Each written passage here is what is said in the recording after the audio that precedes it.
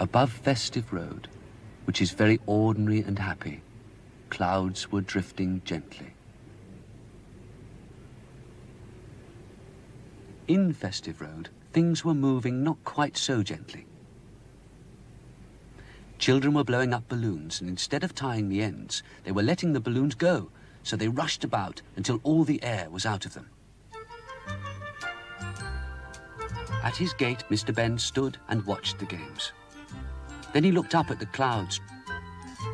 How gentle and free they look, he thought. Then he thought that it was time that he paid another visit to that special costume shop, which his adventures could start from.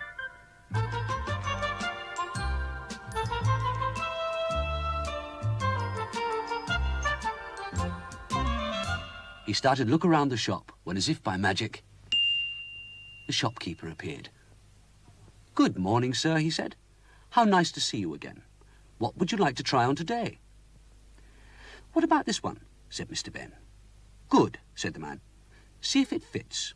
And he looked towards the door of the fitting room in the corner of the shop. In the little room, Mr. Benn soon changed from his clothes into the other outfit.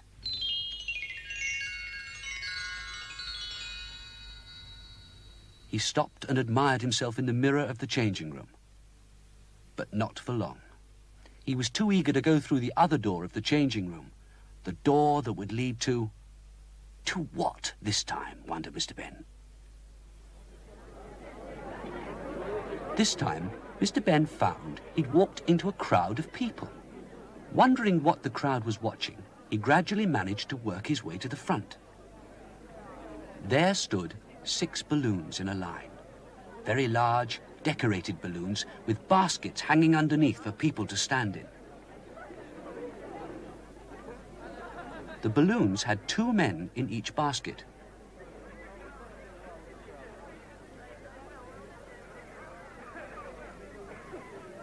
But the one nearest to Mr. Benn had just 1 young man.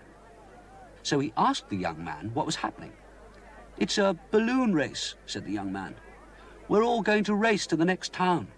I would love to win, but it's very difficult against a cheat." "Who cheats?" asked Mr. Benn. "Wicked Baron Burtrum, the man with the tall hat in the next balloon." Mr. Benn asked why the young man was alone. "My friend suddenly had to go," said the young man. "I think Baron Burtrum tricked him to make it more difficult for me." "Can I ride with you?" asked Mr. Benn.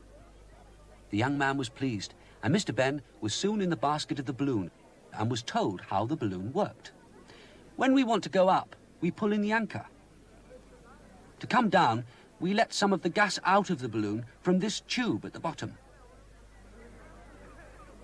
Mr. Benn looked at the other balloons. Apart from the young man's and the Baron's, they all had extra bits on. One had 2 sails.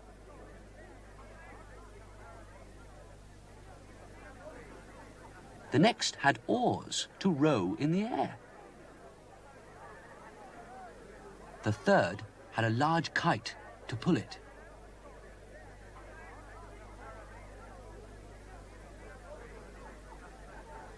The fourth had a large propeller.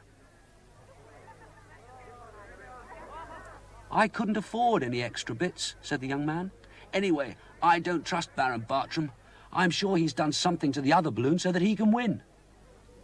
Just then, there was a shout from the man who was going to start the race. He held a pistol above his head. "What shall I do?" asked Mr. Benn. "When he fires the starting pistol, pull in the anchor rope," said the young man. "On your marks," called the starter. "Get set. Go!" Quickly, each balloon crew pulled in their anchor. Mr. Benn pulled his in. The balloon started to rise. then stopped. He looked over the side, and he noticed the balloon had been tied to the drain pipe of a cottage. "I'll bet that was Baron Burtrum," he said. He gave a hard tug on the rope, and part of the drain pipe came up with the rope. "We'll return it later," said Mr Benn. "It was the Baron, all right. Look at the other balloons. He's tried to stop us all." The first had lost one of its sails, and the balloon was spinning around in circles.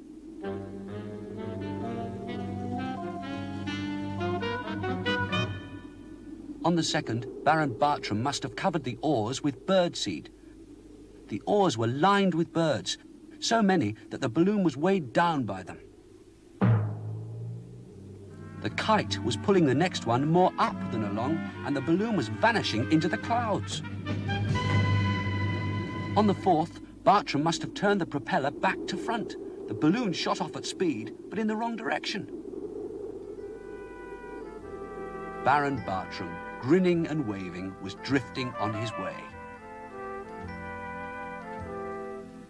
He became a bit annoyed when he saw that the young man was not so far behind as he'd expected him to be. The two balloons drifted on. The crowds were left behind, and they passed over open country. Slowly, they caught up Baron Burtrum's balloon, and then passed it.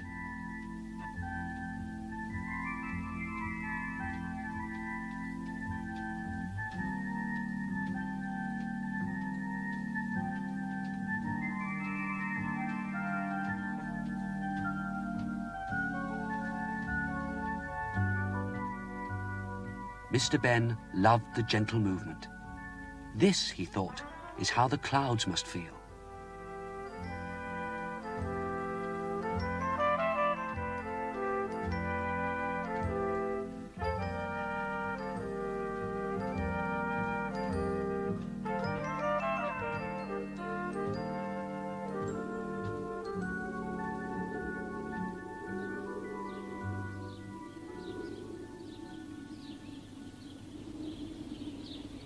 They passed over a small wood, and then noticed that as Burtrum was about to cross it, he lowered a rope.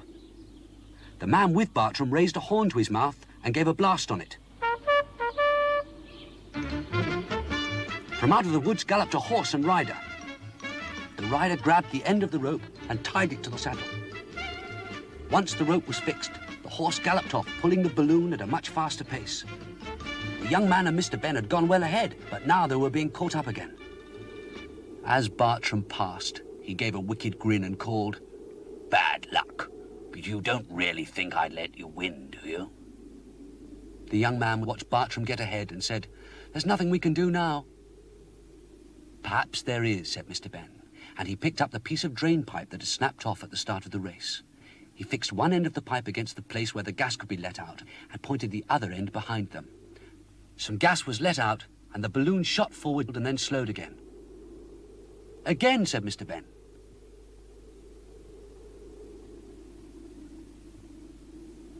"The only thing is," said the young man, "as the gas is let out, we will go down as well as along. We've nearly caught them. Keep trying."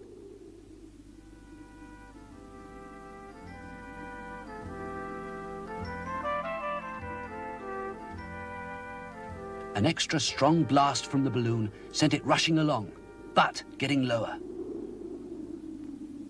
They shot past the Baron and gave the horse a fright. It reared in the air, threw off the rider, and then rushed away, taking Baron Burtrum's balloon in the wrong direction.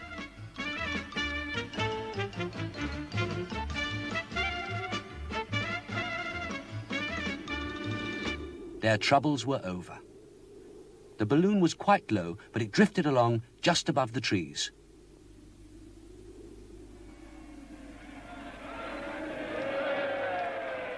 Finally, with a gentle bump, it landed at the finishing post to win the race. The crowd cheered loudly. The mayor presented the young man with a gold cup and the prize money. And then he looked for the medal for Mr Benn for helping. "I must have left it inside," he said. A man suddenly appeared beside Mr Benn. I'll take you inside to get it. This way, sir. Mr. Benn stepped through the door and at once recognized the changing room of the shop. There were his own clothes. He took a last look at himself in the mirror and changed.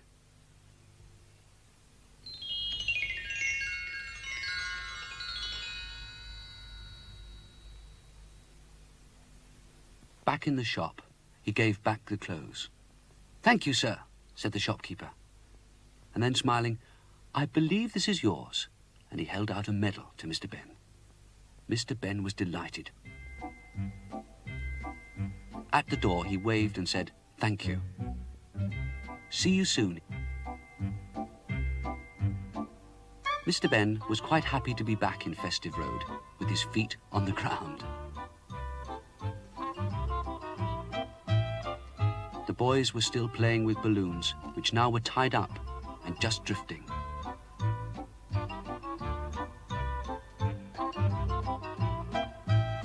At his door, Mr. Benn took another look at the medal.